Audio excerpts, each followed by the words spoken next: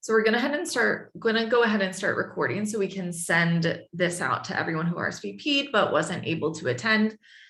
It is going to be a little, I love to make this as active as possible. So if you all have any questions, you can feel free to, toss questions in the chat whenever. I will get to them at the end of the presentation. And let me bring some resources over that I'm going to need. But yeah, go ahead and toss your questions in the chat. We are going to have some activities. So if you have a behavioral interview in mind, you can always give me ideas of like companies that you're interviewing for. And let's go ahead. I will be using a presentation or slides for the beginning portion of the workshop, and then we'll take it mostly to questions, and we're going to be going through a worksheet together. If you have not seen the behavioral interview worksheet, let me make sure you all can see this. Yes. I'm going to go ahead and post that link in the thread. Okay. In case you want to pull it up and just kind of like follow it as a guide, but you will receive this worksheet and the slides after the workshop. So let's go ahead and I'll share my screen. You can use the chat. And as always, you don't have to, but I really do like seeing your faces when I present, if you can be on camera, but not required. So I just like knowing if I tell a joke, I just like to see if that joke has landed, and it's okay if it didn't land. I just like to know, where I stand with people. So behavioral interviews, I like to talk about behavioral interviews from a storytelling perspective and sharing your story with confidence. So at the end of the day, like it is about telling a story, having that story resonate with an employer. Really, you're marketing yourself to an employer, right? You're marketing yourself through technical skills. There's less you can control about the story that comes through your technical skills, although it's still a story that is being shared. And you have a little bit more control over your story, your brand, your answers when it comes to behavioral interviews. That's what marketing is it's sharing a story about the kind of value that you can bring to an employer. Everything that we, every decision that we make when it comes to like what we're going to buy, what we're going to invest in, we are buying into a particular story. You all came to CodePath because there was a story that you believed about the value that CodePath was going to bring you in your career, right? And so it is the same thing when we're thinking about employers making a decision about who they're going to hire. Obviously, you all can offer a ton of value to them. Every single CodePath student that I've met with has just been incredible. You all have amazing stories, amazing backgrounds, amazing skills. And so interviewing skills are really learning how we can convey that in within set parameters, right? A specific amount of time. Sometimes that time is only 15 minutes. Sometimes it's half an hour. Sometimes it is a day of interviews or a take-home project. Either way, we want to be conveying a consistent story about you and the value that you can bring to that employer so that they choose to hire you. So today we're specifically talking about behavioral interviews, which means non-technical. I'm just going to kind of define that as non-technical questions, although I know this can be kind of vague. And so I wanted to hear from you all in the chat. How do you know if you're in a behavioral interview? Or you can unmute yourself if you'd prefer just unmuting yourself. But how do you know if it's a behavioral interview? If you're not asked coding questions. So good. Is there any way of knowing if it's a behavioral interview beforehand, so that hopefully we can prepare? I would say that it's, go ahead. I would say that when, for example, they start asking questions that had to do like how will we manage certain situations, certain conflicts, if something like that happens. Yeah, so you can tell by the types of questions that you're asked. It might be especially questions that start with, tell me about a time, blah, blah, blah.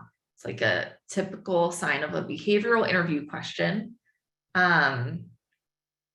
Yes, anything that is not technical. Is there a way to know if it's a behavioral interview beforehand? Do you know if it's solely behavioral? Have any of you had like hybrid behavioral and technical interviews?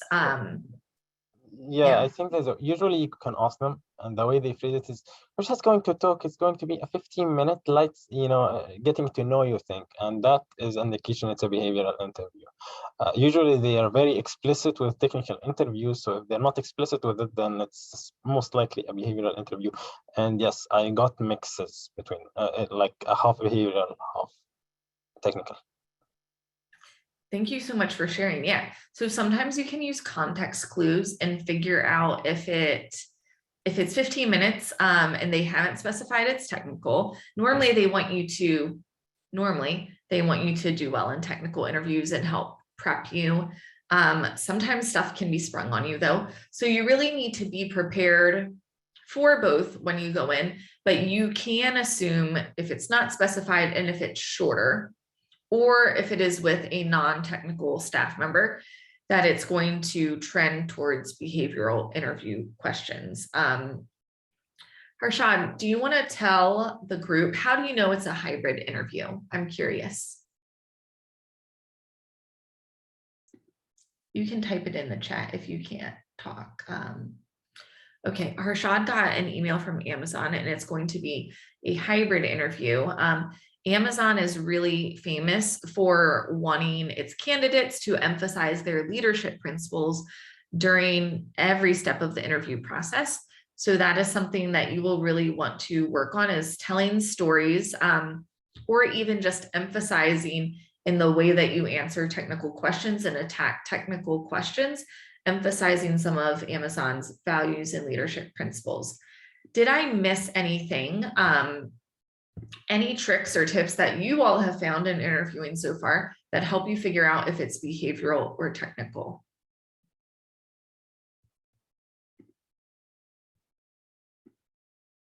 Okay.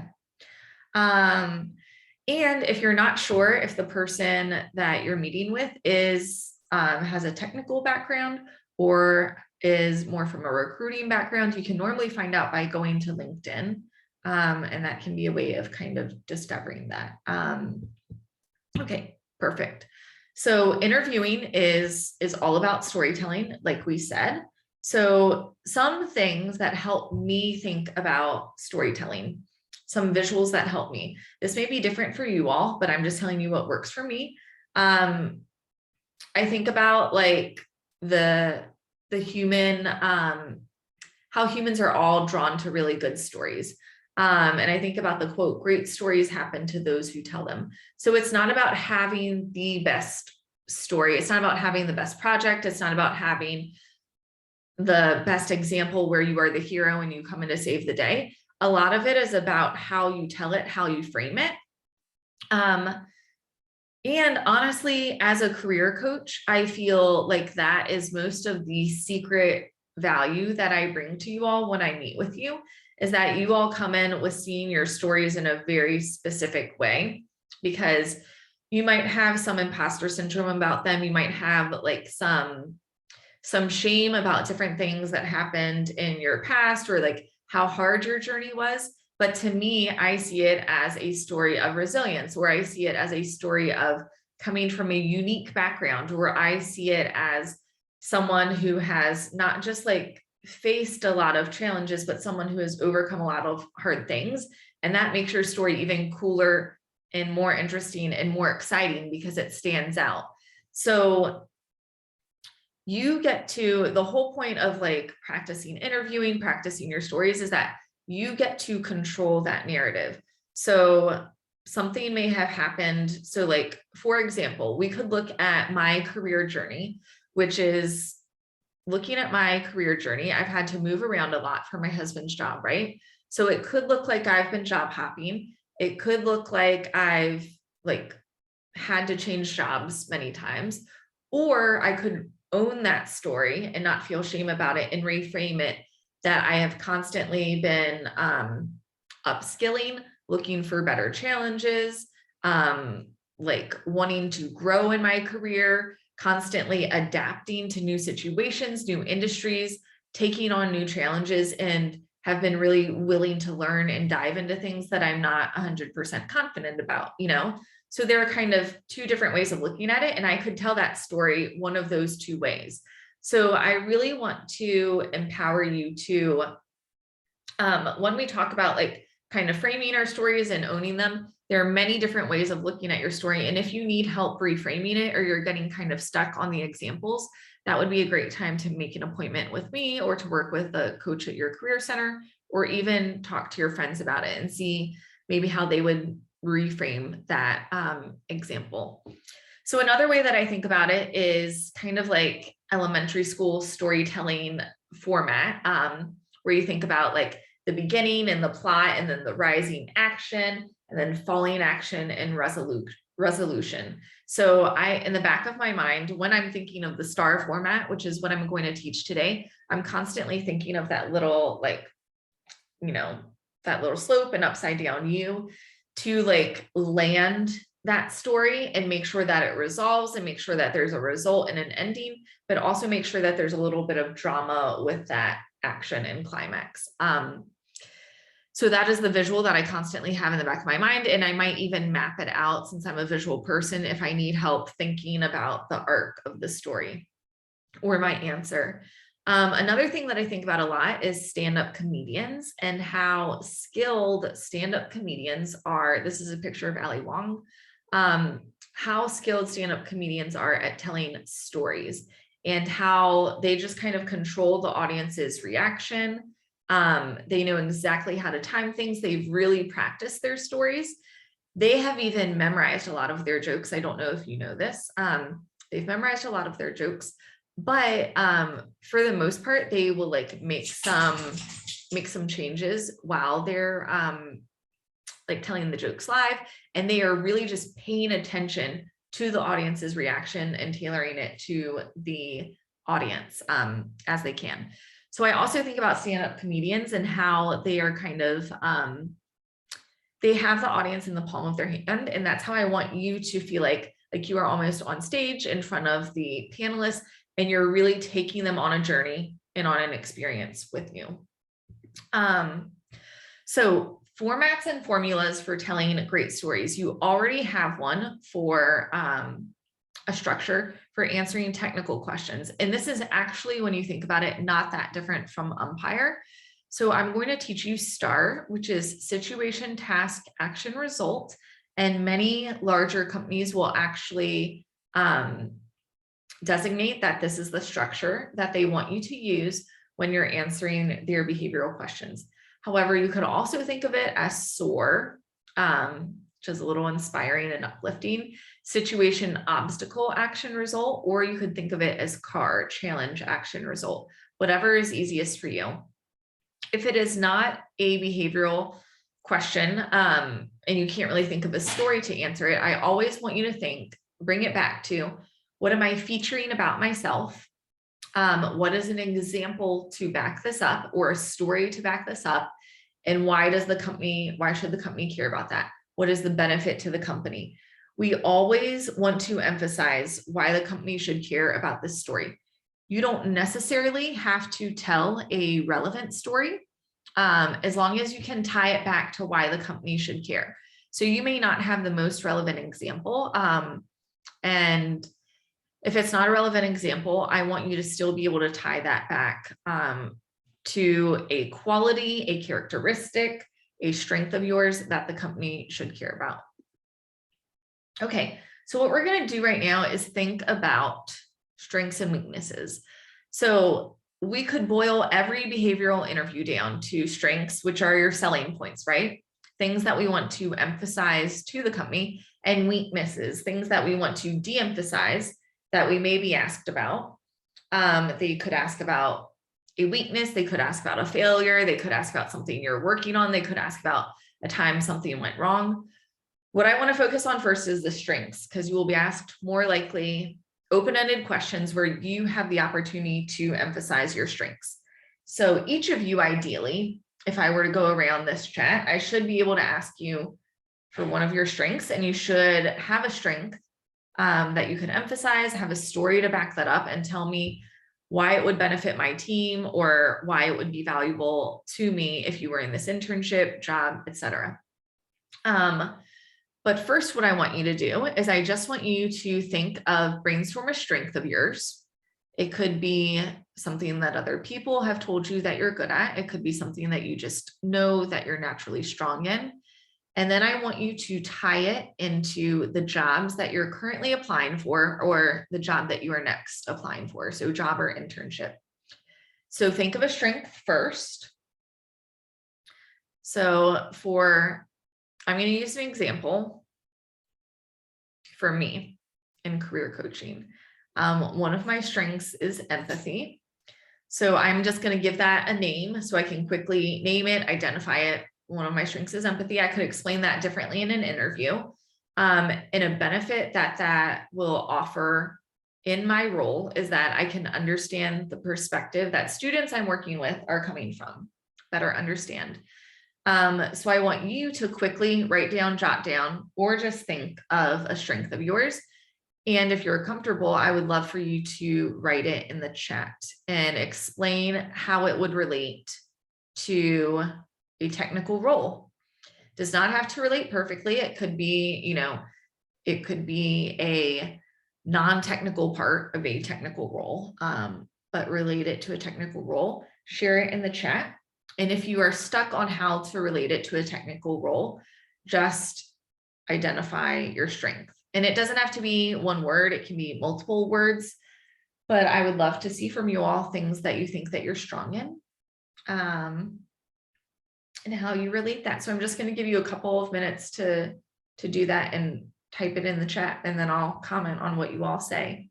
If you need help tying it to tech, just leave it blank and say, I need help.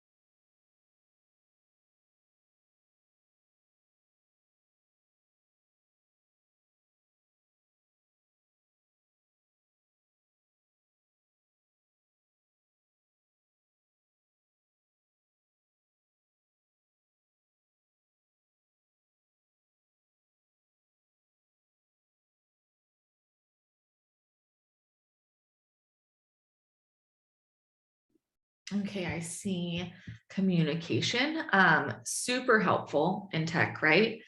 Relating to others, working on a team, overcoming conflict, also, especially working remotely, or having to do a lot of documentation, clear communication, super, super important.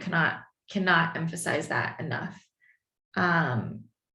Even like when you're working with your engineering manager, right? And they give you a task and they think that they're being clear in communicating that task. If you are also not clear in asking any clarifying questions, maybe your manager is not the best communicator, right? But if you are a good communicator, you're going to make sure that you understand what's expected of you. You're going to clarify what they're looking for. That is going to make sure that you get the work done on time, which is going to give you better performance reviews. It's also going to make your manager, it's managing up and helping your manager do better as well. Super, super helpful. Being resourceful. Yes, Stephen. So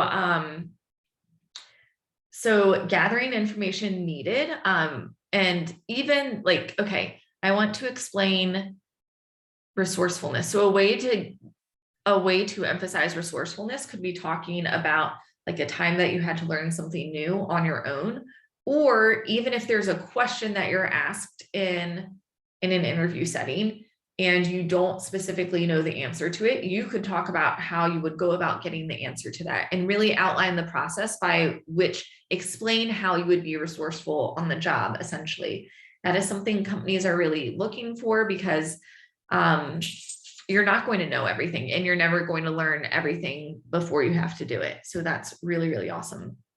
Adaptability is wonderful as well. So being able, especially if it's a growing company or a changing company, which tech is constantly changing, the ability to work with new people, new cultures, and having lots of stories to emphasize how you've done that as well.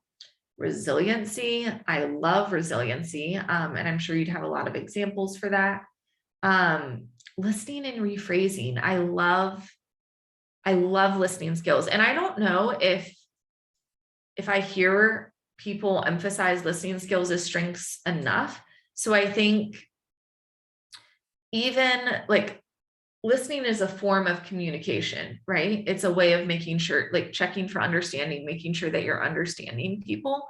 And I think if I heard someone list listening skills in an interview, I would be really, I would really respect that and find that just so interesting, because it also kind of shows what you value about yourself too, and shows that you value that as a strength or a skill.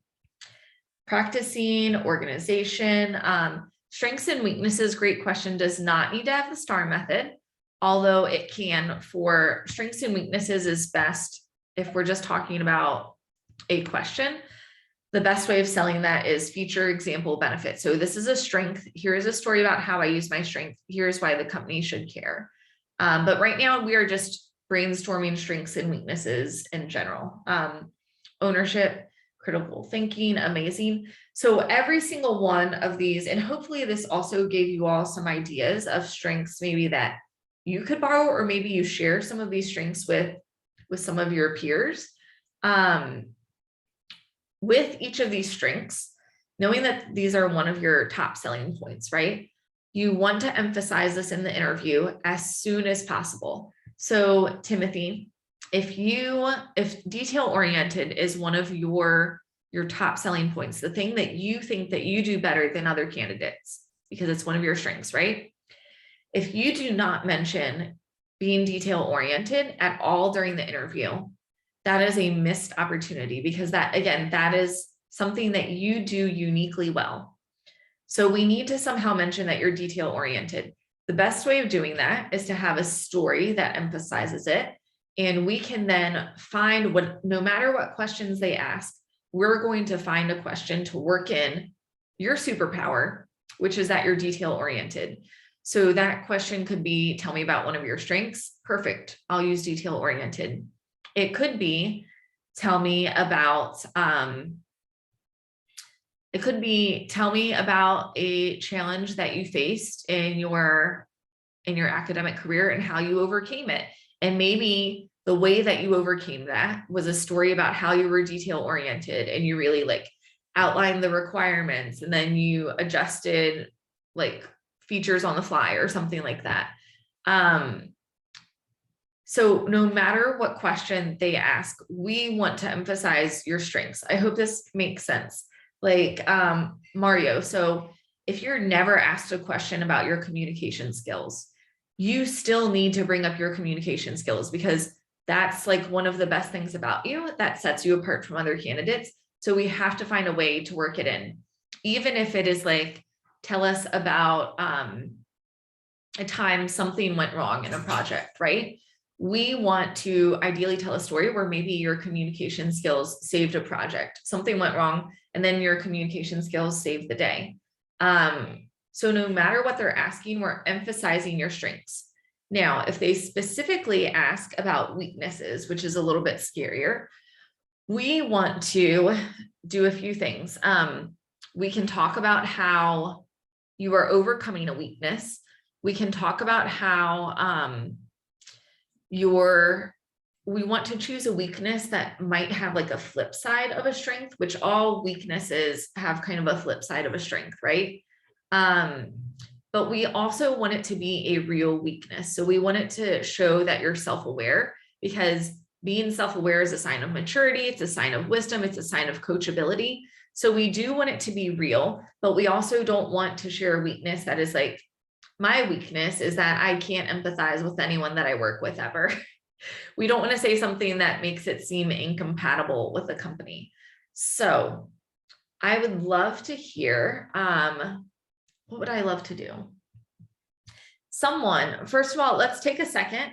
Let's look at the strengths that are listed. Well, what do I want to do? You all might be better at coming up with weaknesses for yourself. So if you feel comfortable sharing a weakness that you would like me to reframe into a strength, go ahead and list it in the chat. And it doesn't have to be one of your own. It can just be a weakness in general. One that maybe you've used in interviews before, one that you've thought about using, one that you've heard other people use.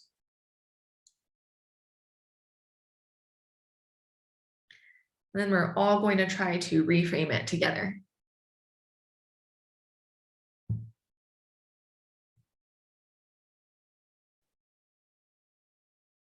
Okay, wanting things to be very perfect. Okay, I'm glad you brought this up, Edward, because people will often use perfectionism as a weakness. And I'm going to encourage you to not use perfectionism as a weakness, because everyone uses it because they freak out on this question and they're like, I just have such high standards, right? So first of all, we're going to make this sound a little bit more unique than just like, I'm a perfectionist, which I'm sure you all are high achievers and have high standards, right? Okay, so Mario says, I tend to say yes to every project and responsibility. Okay, that's another, could be another, I like that you said that, Mario, because that's a more specific kind of perfectionism. So it could be that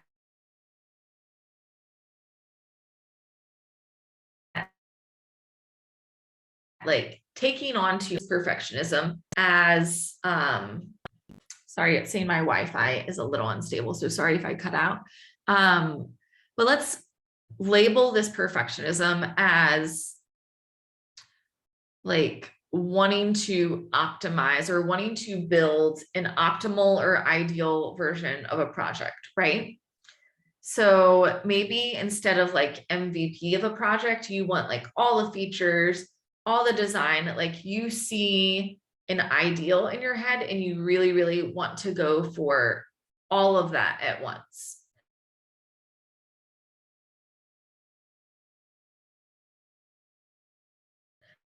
So we could call that perfection. We could call it lots of different things, but it could be a weakness if you just need to focus and prioritize a few things, right? So what could be some ways, if you're trying to answer this question and that is your weakness, what are some ways that you could say that you are working on that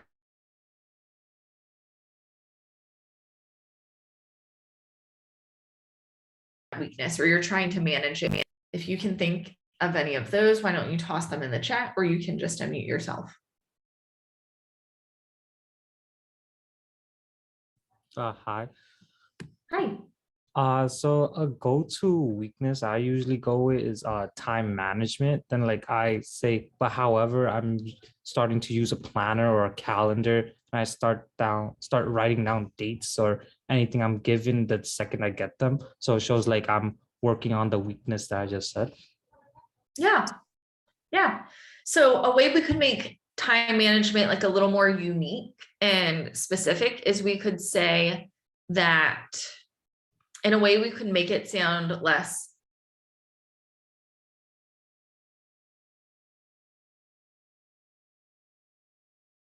bad. You have a lot of competing priorities. You are juggling a lot of different things in college. And because you have so many things on your schedule, so many projects, whatever, you've had to get really good. You notice some things slipping through the cracks during your semester, and you have had to get really good at managing your time well. And experimenting with some different tools, experimenting with time blocking, experimenting with putting things on your calendar, especially so that your priorities stay top of mind and top of focus. And that sometimes other things do have to be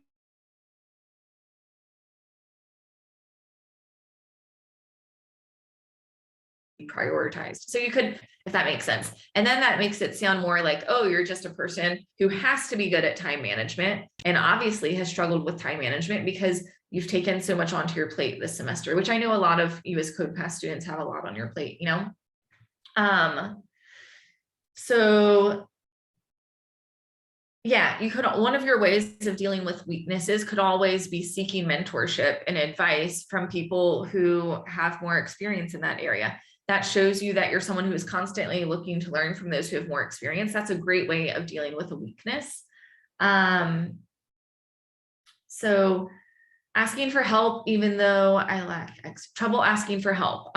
So you could say, yeah, I have some trouble reaching out for help. So one thing that I've been doing, try to name like a specific tactic or strategy. One thing that I've been doing is, although I like working on problems on my own, as long as I can, and I take a lot of pride when I'm able to solve something on my own, I realize that's not the most efficient way of solving every problem. So I've started using the 20-minute rule to reach out for help. Or whatever rule you want to say, to reach out for help when I'm getting stuck with a problem, because I know that having outside feedback is normally really helpful in getting unblocked. So you all have some great examples, and I want you to keep thinking about this as we talk about some hard and specific questions that come up. So one question that often comes up is, walk me through a project you're proud of. So we're going to use the STAR format with this. With the situation, I want you to think about specific project context, specifications, timeline, the task, what was really hard about this project that you had to overcome, action, what did you specifically do about it? So if I know a lot of your projects are team-based projects, and so you probably haven't thought specifically about what you've done. You did bring a key ingredient to the team. And so if you need help thinking about this, maybe talking to some of your project mates or talking to a peer or someone who has an outside perspective who can help you take ownership over a little bit more of how the project went. And a result, always make sure to end up emphasizing what ended up happening.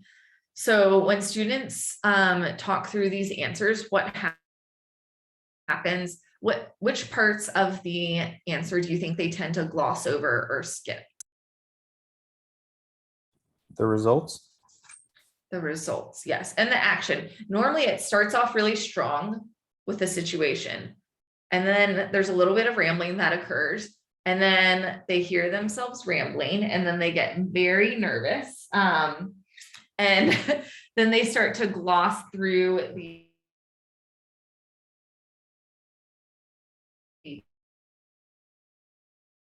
task in so make sure in your head, I want you to think about emphasizing the action and the result as the most important. Tell me about yourself is another hard question. And if you came to my elevator pitch workshop, we have a really helpful worksheet on answering the tell me about yourself question. To go through this quickly though, a helpful formula is thinking about present, past, and future. Some people can go past, present, future, but your present, you being a student, you being a computer science grad, that is the most important and most relevant part about who you are as a candidate. So that's why we ideally want to emphasize that first. So let's say your present is that you're a recent CS grad or you're about to graduate this May. Your past could be, I decided to major in CS after like getting exposed to it at a hackathon in high school, and I was really interested in it and started doing all of these things to explore and fell in love with building in this area. You also want to emphasize what your superpowers are and some of your strengths in this answer as well. And then when we talk about the future, it's very similar. Why should the company care about you as a candidate? Why do you like the company? Like, what, name something that connects you specifically to the company. So that is the format that we want to use for tell me about yourself. Some trickier questions. Can you use introduction here? Can you clarify that question, Edward? You can clarify it in the chat or unmute yourself. Yeah, I mean, can we use self-introduction in last question, which is tell me about yourself?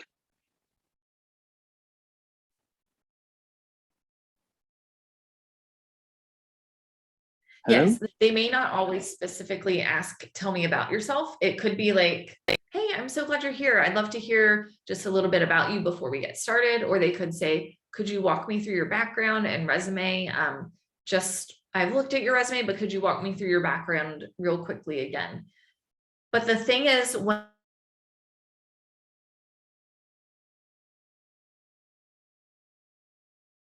whenever that is your chance to say whatever you want to say about your background. And so you don't have to walk them through your resume like point by point, you know, you can tell them who you are, why you're there, what is uniquely good about you, tie that to some of your experience, and then make sure that you wrap it back up with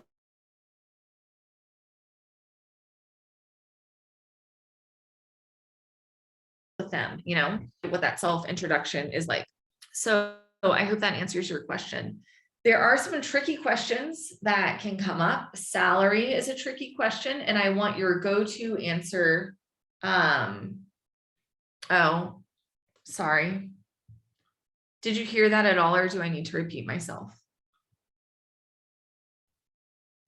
We heard you. Your salary is a tricky question, and you want this to be our default answer, and then you said, did you hear us or not?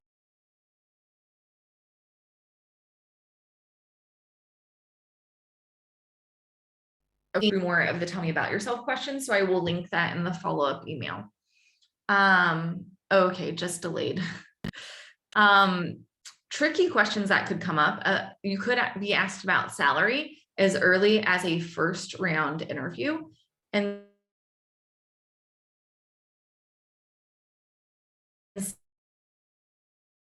so we want the question. I want you to say something similar to, I don't see salary being an issue as long as it's within the market rate. If you're forced to give a range, we need to have a researched range that of about like a 20K difference, 30K difference that we can give the recruiter. But for the most part, I don't want you to give any numbers until you're negotiating an offer.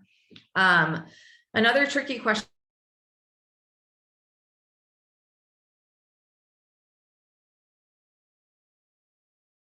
could just be, tell me about your skill level when it's something you don't have experience with.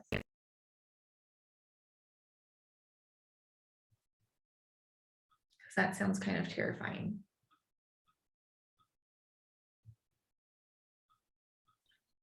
Sorry, could you repeat the part you said about the salary? I couldn't hear very well. Sorry. For salary, you can either say, I don't see salary being an issue, or you can give a well-researched range of 30K. Oh, sorry. Let me change.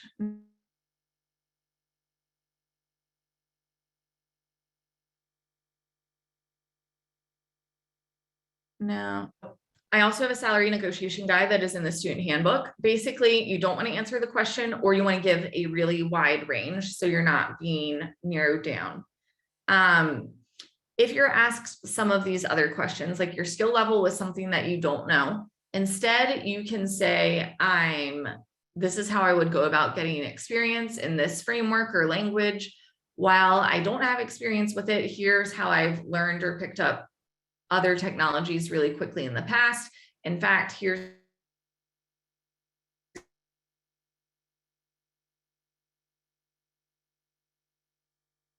a story I can tell you that you could be asked. I want you to always think about what is the company trying to, what is the company trying to figure out behind that question? Like, why are they really asking a question? If they're asking, tell me about a time you failed, are they really trying to figure out, like,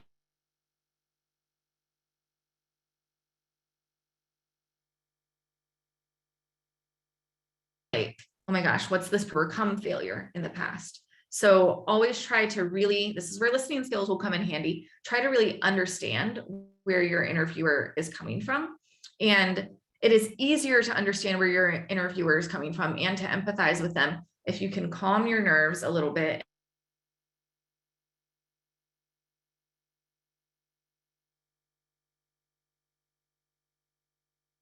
and understand that they're just, you do want to have go-to stalling tactics if there's a question asked that you need to think about. You don't need to pause and then just like not say anything. You can always say, that's a really great question. Thanks so much for asking that. I always sometimes I actually say, I always get really nervous when this question comes up and I laugh about it because I do get nervous and it is hilarious. And I can never, if someone asks me about a book I've read recently, I cannot remember literally any book I've read in my entire life. And that's funny. And so sometimes I'll take a second to pause and I'll just acknowledge the fact that I'm nervous. Sometimes I will also say, let me take a second to gather my thoughts, think through this question, and like, thanks for asking it. So you can always use some of those stalling tactics if you're feeling stuck with a question.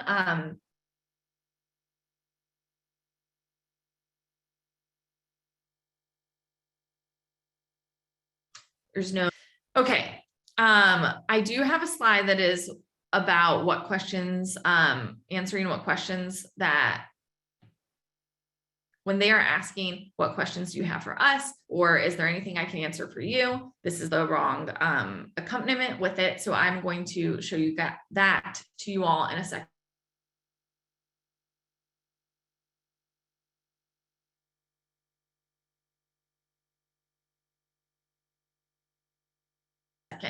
After I process my post-interview nerves with someone like a friend, a coach, a family member, I just have to like finish processing how nervous I was during the interview and like debrief it with someone. So if you ever want to debrief with me, you can always send me a Slack message and say, hey, do you want to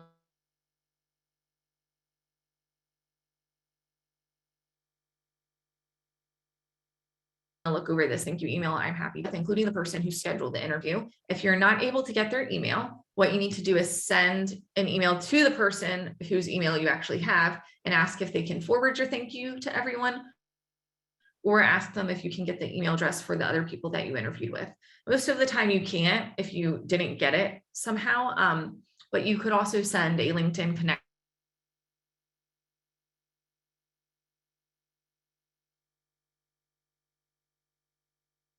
request. Put a reminder on your calendar to check in after a week, but do not think about it again until then. And so don't stress about it. Just put a calendar reminder to check in after a week because we don't want people to forget about you. You also want to take notes really quickly after the interview because you're nervous and you'll probably forget them soon, but there were things that came up during the interview that you want to remember to work into future interviews. Maybe they gave you some insights about how the team is structured. Maybe they hinted to maybe one of your answers, they were like, oh, that sounds so cool and really interesting. We're so glad you have that experience. And so you know that's something that they like about you and you might want to bring it up in future interviews. Okay, I'm going to walk through. It is okay to ask for some time to prepare for answering behavioral questions. And it can be really intimidating to think of an example. So you can take time. I think that it is helpful to kind of talk through getting to that answer. So for me, if I'm just like silent, this is me. So it might be different for you. If I'm like, great, can I take some time to think about that? And then I'm just silent for a really long time. That like I hate silence. It makes me feel a lot of pressure. So what I would probably do is say, that's a really great question. I would just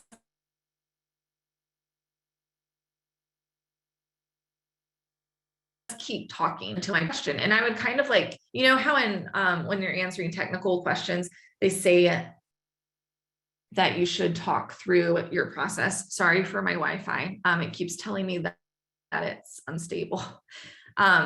but they say that you should talk through your process, right? So talk through your process for answering behavioral interview questions too. You could say something like, I'm thinking of a few examples for this. Would you prefer an example that's more technical or less technical? But of course, you can always take time. So let me bring up this interview study guide, this interview worksheet. And I see that a couple of you are looking at it. For this, I want you to, you can make a copy of this worksheet to your own drive anytime that you have an interview. And I would rename it like, Microsoft interview worksheet or Amazon interview worksheet. And really try to tailor your answers as much as possible.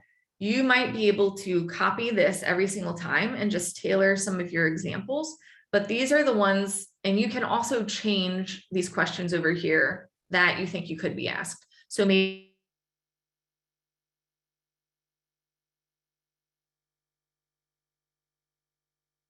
you go on or that you're interviewing with. You don't even have to use this worksheet, but I would love for you to draft out some possible responses so that you can practice them. I don't want you to memorize the way I do this for my interviews too. So the way that I normally go about answering these questions is I type it out first of all, like I would say it, just so I can try to find the right words and time how long it will be. Then I gradually take away some of those words and make them just bullet points. So for this one, for example, I might say like, I might make different bullet points of CS student,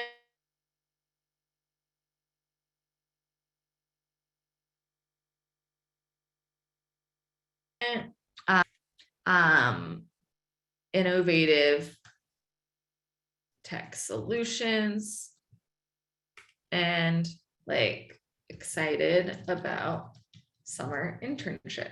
And so I wouldn't memorize the words. I would just like memorize the cadence and the story. And remember to emphasize the most important thing, which is my superpowers about me, like my strengths as a candidate, right? So that's kind of how I want you all. Ideally, you're doing this for every single interview that you get so you can convert as many interviews as possible. Awesome. And yeah, if you can't stay, that's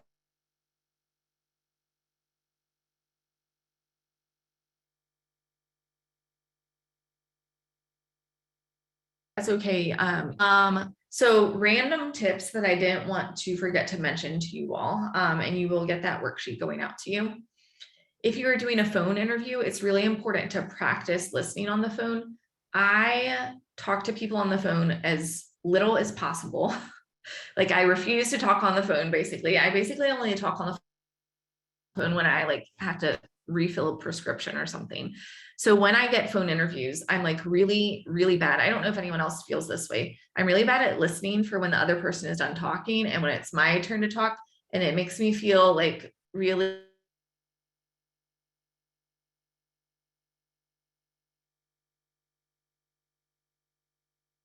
awkward.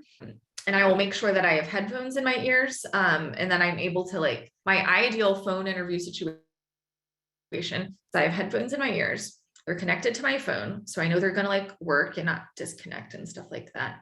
And then I'm able to walk around and then I have something to write with.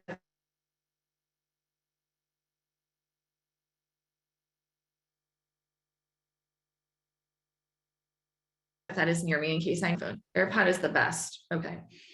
For phone. Also recording yourself. I hate recording myself. I'm doing it right now. I hate watching myself. I hate being on camera, but you all will be on camera, right? So as much as you can practice being on camera, practice seeing yourself, practice watching your facial expressions, making eye contact with the camera as much as possible. You can always practice with me in mock interviews. And I think it's really, really important for a Zoom interview to really control your background.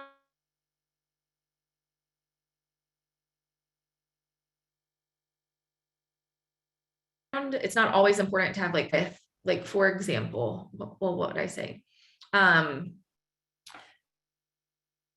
For Zoom interviews, I would practice having like good lighting, having your face in the center of the screen, having a minimal like background.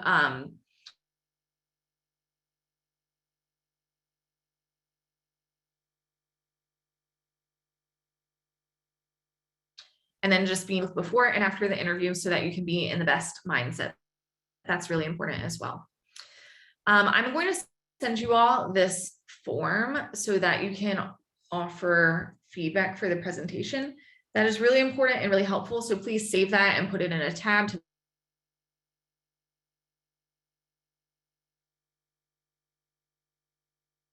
the side so that if you have any feedback or follow-up questions, you can always DM me on Slack. Email is not the best way to contact me because every time someone RSVPs to a session, I get an email, and so my inbox gets really crowded. But Slack is a really good way to reach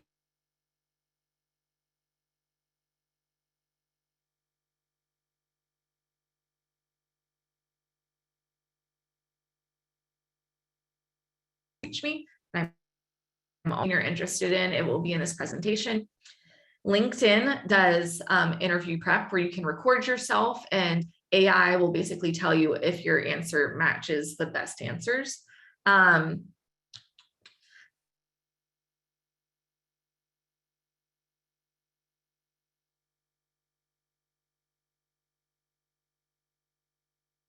Cramp.com I'll play at this time. So again, right now it's like nighttime where I am, but I'm moving on Sunday. So next time it will be 4 p.m. my time. I'll be with all of you East Coasters in the same time zone. That will be really fun. And we'll be talking about imposter syndrome, which is sounds like a sad topic, but it's honestly one of my favorite topics because everyone in tech has to deal with it. I also want to remind you about the Career Center here at CodePath. So we have lots of events that we're constantly promoting through our Career Center channel in Slack. We also send out an email newsletter 2 times a month. Thursday workshops, every Thursday, I'm here, you're here. This is how we kick off our Fridays. Career coaching. Currently, I'm the only career coach at CodePath, but I will help you as much as possible. If there's something I can't help you with, I will make sure that I get the help that you need. And our mentor program. So you will get all of these links in the follow-up email in this presentation. Yes, I am an East Coaster, from Virginia.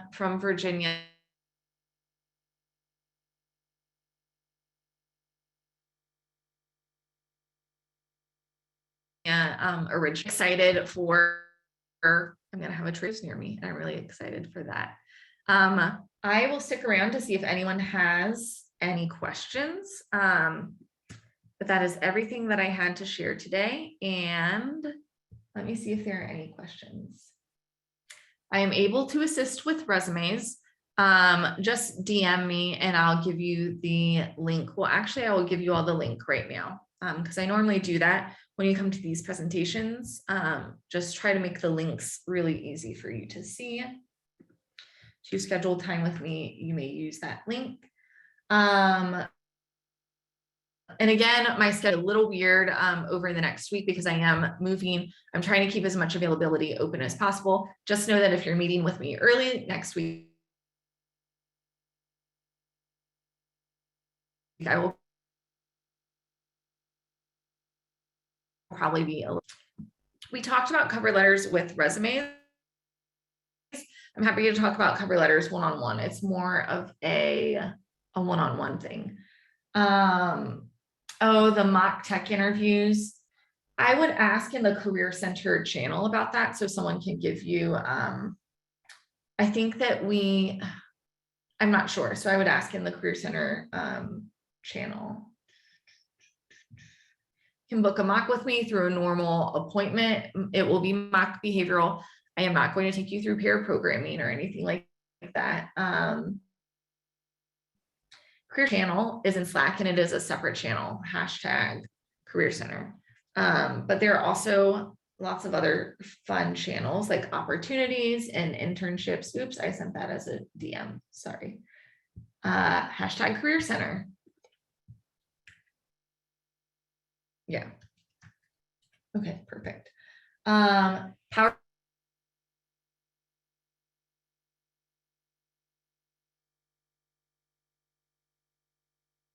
PowerPoint slides will be going out. And I do think, here's the thing, the thing I'm most excited about, the reason I think behavioral interviewing is so important is because there might be a ceiling at which like you can improve your technical interview skills over the semester, right? But I feel like some of the time everyone is focused on like leak code, and you actually have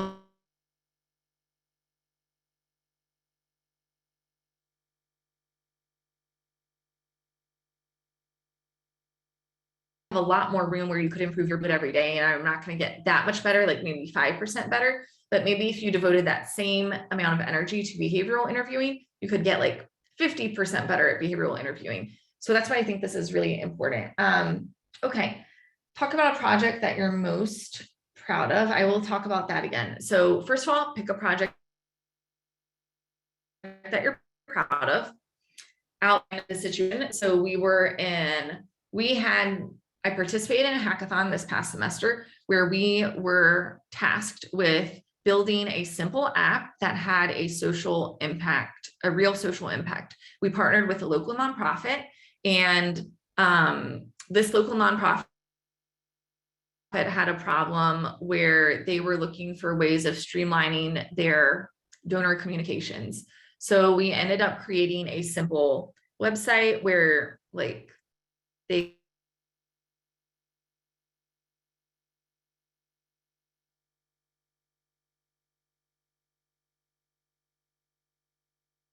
could advertise information. And because of, so the actions we specifically took were insert technical things that we solved here. And what ended up happening is the nonprofit was able to actually utilize the platform that we built for them. They're still using it today. I think if we had more time, we would have been able to incorporate like an events function as well for the nonprofit. But right now, that was a huge help to them, and it's been able to help them communicate with their donor base during a time of a lot of uncertainty and blah, blah, blah. So I hope this was helpful. I'm happy to meet with you all more one-on-one, and sometimes that's helpful in a different way, but it's always so